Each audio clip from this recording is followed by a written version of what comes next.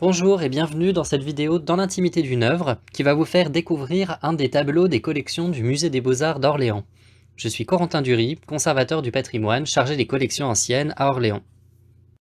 Dans cette vidéo, décryptons un tableau de Berthollet Flémal figurant la déploration du Christ mort, une œuvre peinte vers 1660. Mais l'on parle de tableau face à cette œuvre, mais en réalité on devrait parler de fragments, puisque nous sommes ici face aux 2/3 d'un tableau qui a été mutilé par le passé, bien que cette œuvre, dans son état actuel, fasse tout de même déjà 1,53 m, soit la taille de Mireille Mathieu.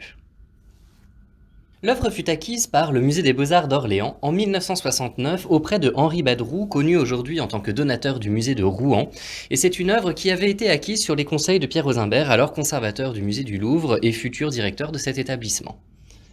L'acquisition d'un tel tableau a été possible grâce à une somme d'argent libérée par l'État à la suite des dommages de la Deuxième Guerre mondiale.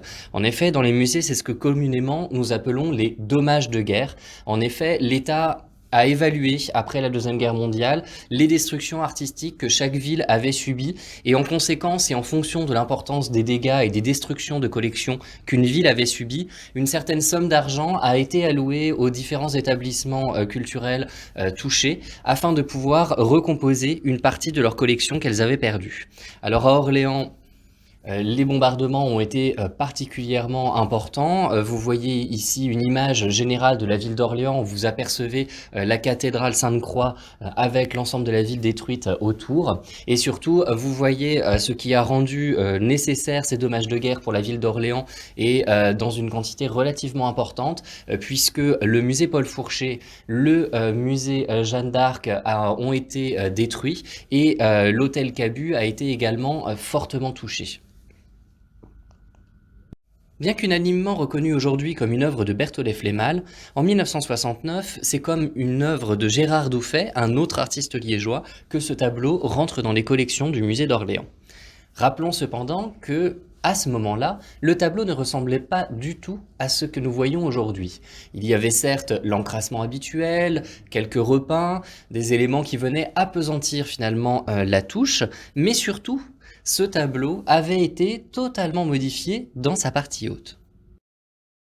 En 1975, à l'occasion d'une grande exposition qui se tient à Liège intitulée « Le siècle de Louis XIV au pays de Liège », l'œuvre a été restaurée et c'est à cette occasion que l'on s'est rendu compte que le tableau avait amplement été modifié dans sa partie haute, découvrant ainsi une toile avec la représentation certes du corps de Christ soutenu par un ange et pleuré par deux angelots, mais également juste au-dessus une représentation de la Vierge et également les pieds d'un ange qui soutient la croix. Tous ces éléments ont permis de redécouvrir complètement le tableau et surtout le nettoyage complet de l'œuvre et l'analyse nouvelle que l'on pouvait faire du style de ce tableau ont permis de rapprocher l'œuvre non plus de Gérard Douffet mais de l'artiste liégeois Berthollet Flémal.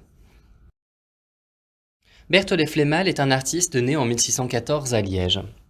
Une fois sa formation terminée, il décide, comme de très nombreux artistes de l'époque, de se rendre en Italie pour aller se référer aux grands modèles communs que sont l'Antiquité et les peintres du XVIe siècle comme Raphaël ou Michel-Ange. Sur place, il est également profondément marqué et influencé par Nicolas Poussin, cet artiste français qui a décidé de passer l'essentiel de sa vie à Rome. Sur le chemin du retour pour Liège, Flémal s'arrête à Paris et là on lui passe plusieurs commandes d'importance qui commencent à asseoir la renommée du peintre. La première d'entre elles est celle pour l'hôtel Lambert, situé sur l'île Saint-Louis, dans laquelle il exécute un tableau aujourd'hui conservé au musée du Louvre destiné au cabinet de l'amour. Autre commande prestigieuse qui vraiment confirme l'importance et la renommée du peintre dès ce moment-là, la coupole de l'église Saint-Joseph des Carmes, très vraisemblablement peinte avec Walter Damry. Une fois de retour à Liège, c'est essentiellement dans cette ville que Flémal travaille, avec quelques exceptions, en particulier en direction de Bruxelles, où Flémal va travailler pour Léopold de Guillaume de Habsbourg, notamment au début des années 750.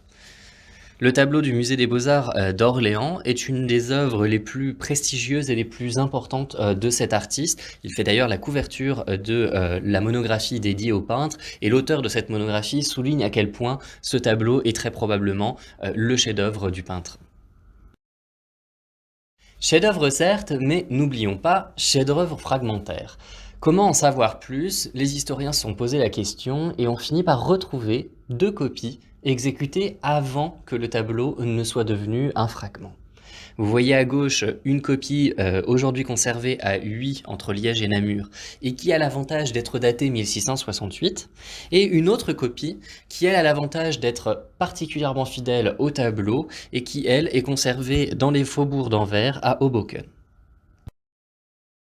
Cette copie d'Anvers permet de bien saisir la monumentalité que devait avoir la toile à l'origine. Il ne faut pas imaginer un tableau carré comme aujourd'hui à Orléans, mais bien au contraire un souffle monumental tout en hauteur dans cette œuvre, qui était en plus accentué par sa position très haut au-dessus de l'autel et surtout le décor de cette dernière.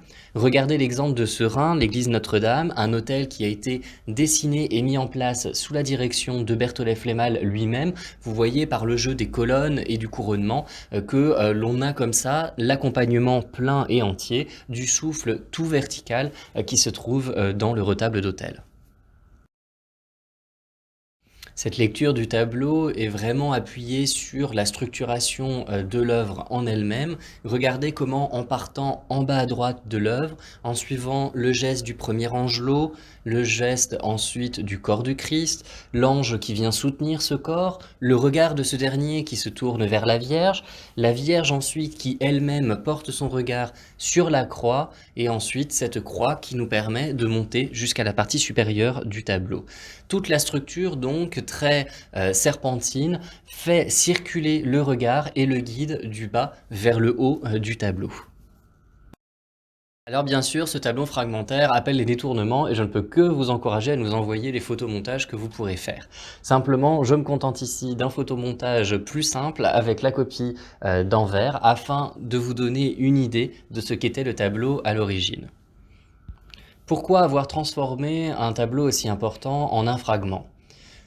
Peut-être l'œuvre a été détériorée dans sa partie supérieure, rendant impossible de maintenir le tableau dans son format d'origine.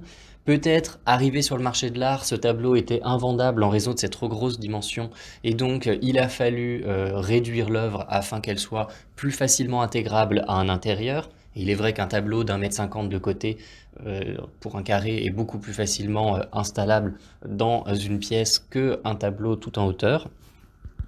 Mais peut-être tout simplement, ces deux hypothèses se rencontrent-elles. Un tableau détérioré, en particulier en haut, a été mis sur le marché de l'art.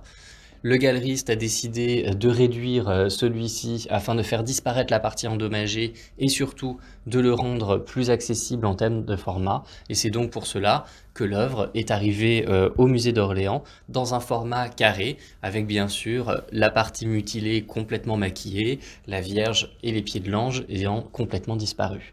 Et il est vrai que la composition telle que connue au moment de l'achat par le musée d'Orléans, était déjà une composition particulièrement forte et efficace. L'enquête n'est bien évidemment pas terminée concernant ce tableau, il y a encore bien des choses à découvrir et notamment avoir la confirmation de sa provenance. Aujourd'hui, rien n'est certain, cependant, une description ancienne d'un tableau de Berthollet Flémal dans l'église Sainte-Aldegonde à Liège permet de supposer qu'il s'agit bien du tableau du musée d'Orléans. Regardez comment va cette description. Le Seigneur descendu de la croix posé sur un linceul, soutenu par un ange et la Vierge qui pleure. Certes, aucune certitude, mais il est très tentant de reconnaître dans cette description notre tableau, et il faut espérer que dans l'étude des archives de cette église, on pourra peut-être un jour trouver un contrat, une description, quelque chose de plus précis qui viendra confirmer l'hypothèse que le tableau du musée d'Orléans vient de Sainte-Aldegonde de Liège. Le Berthollet Flémal d'Orléans est vraiment caractéristique de l'artiste. Regardez comment, par exemple, la manière dont les anges prostrés sont représentés se retrouve dans de très nombreuses toiles de cet artiste.